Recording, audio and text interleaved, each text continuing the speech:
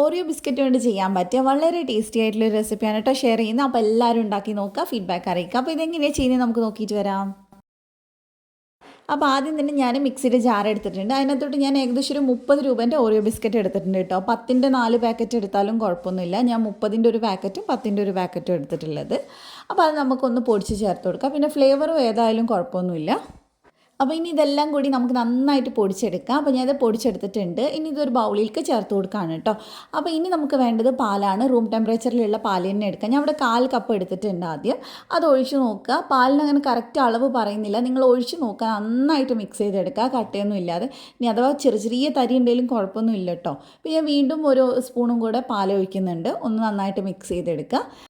അപ്പോൾ ഏകദേശം ഞാൻ ഒരു 1/4 കപ്പ് പ്ലസ് ഒരു സ്പൂണാണ് പാലെടുത്തിട്ടുള്ളത്. ഇനി നമുക്ക് ഒരു നുള്ള് ബേക്കിംഗ് സോഡ ചേർത്ത് കൊടുക്കുക, അത്രയും മതി. എന്നിട്ട് നന്നായിട്ടൊന്ന് മിക്സ് ചെയ്തെടുക്കുക.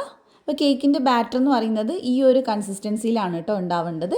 അപ്പോൾ ഇനി നമ്മളിത് ചെയ്തെടുക്കുന്നത് ഇഡ്ഡലി ചെമ്പിലാണ്. നമ്മൾ ഇഡ്ഡലിയുടെ ഷേപ്പിലാണ് ചെയ്തെടുക്കുന്നത്. അപ്പോൾ നമ്മൾ ഇഡ്ഡലി തട്ടിൽ കുറച്ചൊന്ന് നെയ്യൊന്ന് സ്പ്രെഡ് ചെയ്ത് കൊടുക്കുന്നുണ്ട്. നെയ്യോ ബട്ടറോ ഏതായാലും കുഴപ്പമില്ല.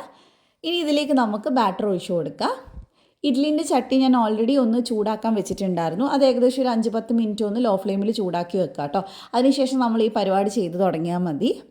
അപ്പോൾ എല്ലാത്തിലും പകുതി ഒരു 1/4 ഭാഗം അത്രയും ഒഴിച്ചാൽ മതി, കൂടുതൽ ഒഴിക്കരുത്. അപ്പോൾ ഇനി നമുക്ക് ചെയ്ത് തുടങ്ങാം. ഞാൻ എല്ലാത്തിലും ഒഴിച്ച് വെച്ചിട്ടുണ്ട്. നമ്മുടെ ഇഡ്ഡലി ചെമ്പ് നന്നായിട്ട് ചൂടായിട്ടുണ്ട് കേട്ടോ. ഇനി നമുക്ക് ഇഡ്ഡലിൻ്റെ തട്ട് ഇതിനകത്തോട്ട് ഇറക്കി വെച്ച് കൊടുക്കാം. അതിനുശേഷം നമുക്ക് അടച്ചു വെച്ചിട്ട് ലോ ഫ്ലെയിമിൽ ഒരു 15 മിനിറ്റാണ് ഏകദേശം എനിക്ക് എടുത്തിട്ടുള്ളത്. അപ്പോൾ ഒരു 10-13 മിനിറ്റൊക്കെ കഴിയുമ്പോൾ ഒന്ന് തുറന്ന് നോക്കിയാൽ മതി. ഇപ്പോൾ നന്നായിട്ട് കുക്കായി വന്നിട്ടുണ്ട്. എന്തെങ്കിലും ഒരു ടൂത്ത് പിക്കോ സ്ക്യൂറോ എന്തെങ്കിലും വെച്ച് ഒന്ന് കുത്തി നോക്കിയാൽ മതി കേട്ടോ. ഇനി ചൂടാറുമ്പോൾ നമുക്ക് സാധാ ഇഡ്ഡലി എടുക്കുന്ന പോലെ തന്നെ ഇളക്കിയെടുക്കാൻ പറ്റും. നല്ല പെർഫെക്റ്റ്, നല്ല സ്പോഞ്ചി ആയിട്ടുള്ള ഒരു കേക്കാണ്. കുട്ടികൾക്കൊക്കെ ഇഷ്ടമാവുകയും ചെയ്യും. ട്രൈ ചെയ്ത് നോക്കുക. ഇഷ്ടമായിട്ടുണ്ടെങ്കിൽ ധ്യാൻസ് കണ്ണൂർ കിച്ചൻ സബ്സ്ക്രൈബ് ചെയ്യണേ.